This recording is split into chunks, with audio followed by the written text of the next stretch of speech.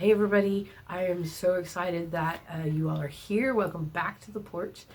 And I am super excited about what we are talking about this time on this porch video.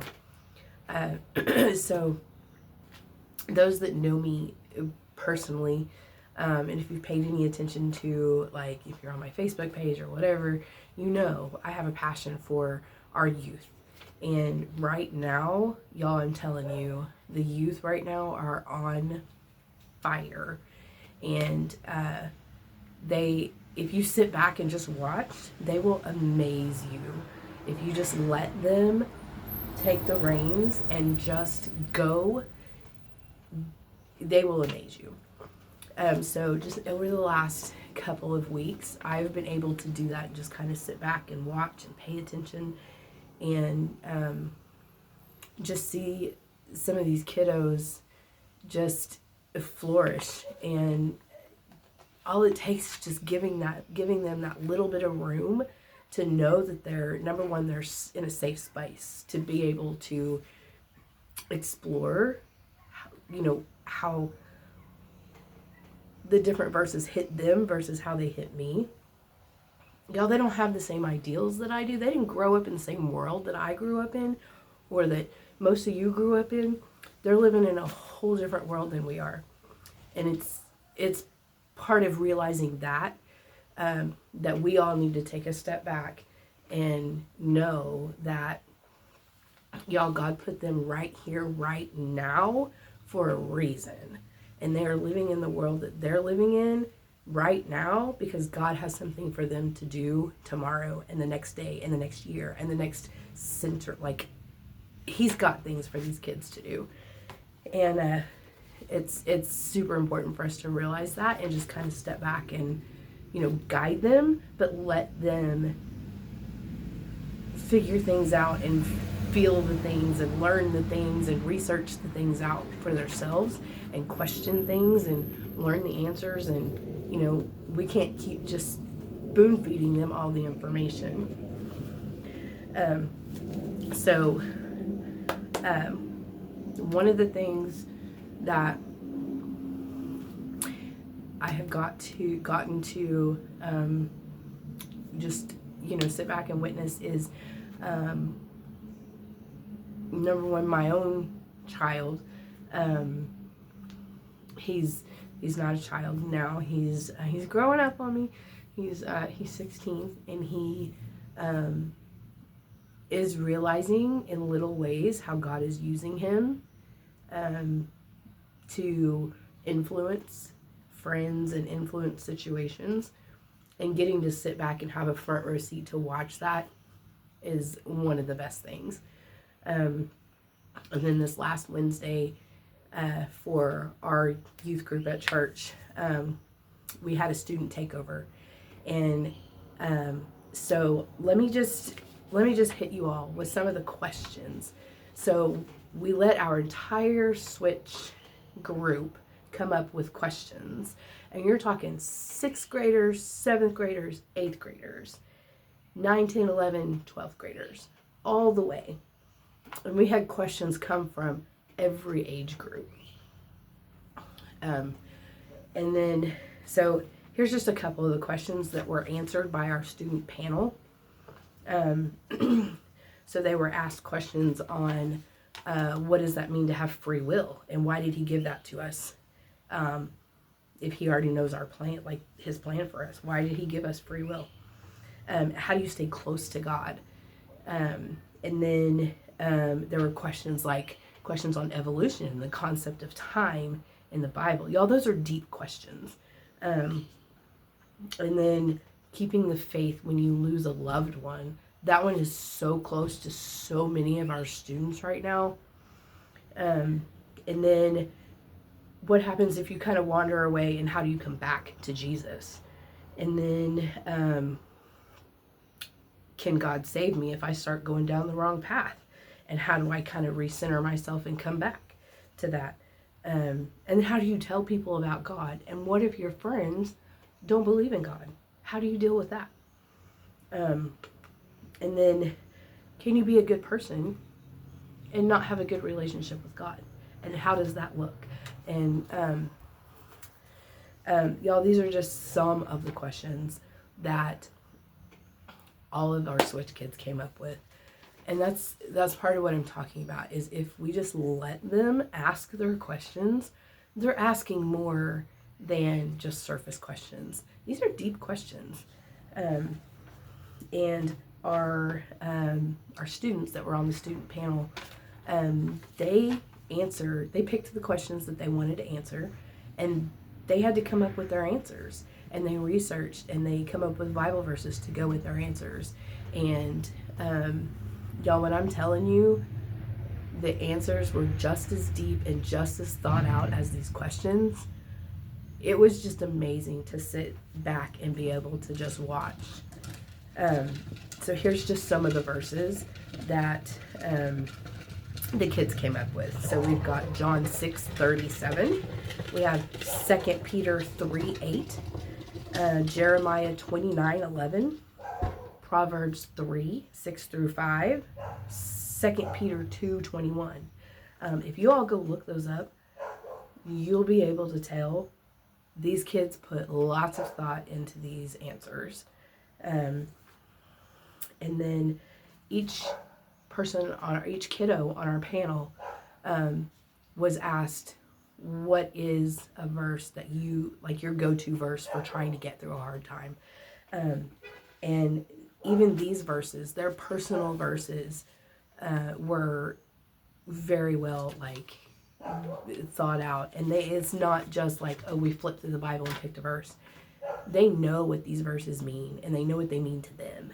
And that's what is so awesome to see, is they're not just repeating answers that they've heard in Sunday school or that they've heard at Switch, and they're using their own ideas in their own minds and forming their own relationship with Jesus and their own relationship with God.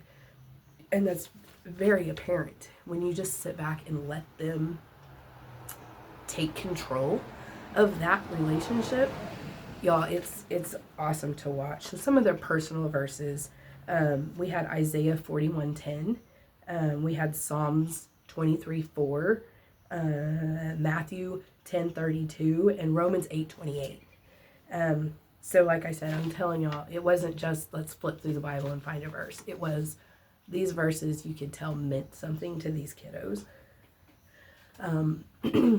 And so speaking about verses, my small group for Switch, I tell my girls this one particular verse all the time, and I tell them this verse to empower them, because they're not weak, they're not doormats, they're strong, independent thinkers. And so my verse for my girls and any Switch kid, any youth, is 1 Timothy 4:12. And it's the one that says, do not let anyone look down on you because you are young, but instead set an example for the believers. Set an example in speech, in conduct, in love, in faith, and in purity. Y'all, and I preach this to my girls all the time, because so many times when people talk about teenagers and youth and, middle schoolers and high schoolers, and it's such a negative connotation, that they pick up on that and they start to believe that versus what God says about them. And God tells us right here, you are not weak. Don't let anybody look down on you because of that. And this is actually Timothy being told this as a young disciple, a young person going out and preaching God's word. And that's what they're telling him. Don't let anybody look down on you because of your youth. Be an example. So I tell my girls that all the time. And then in Luke, and so when we talk about youth, this verse always stands out to me too, because Luke 2:46-47 is when Jesus is 12. He's only 12, y'all. and he is sitting in the temple. And in Luke 2:46-47, it says, Jesus was sitting in the temple with the religious teachers, listening to them and asking questions. All who heard him were amazed at his understanding and his wise answers. So they weren't condemning him. They weren't saying, little kid, get out of here.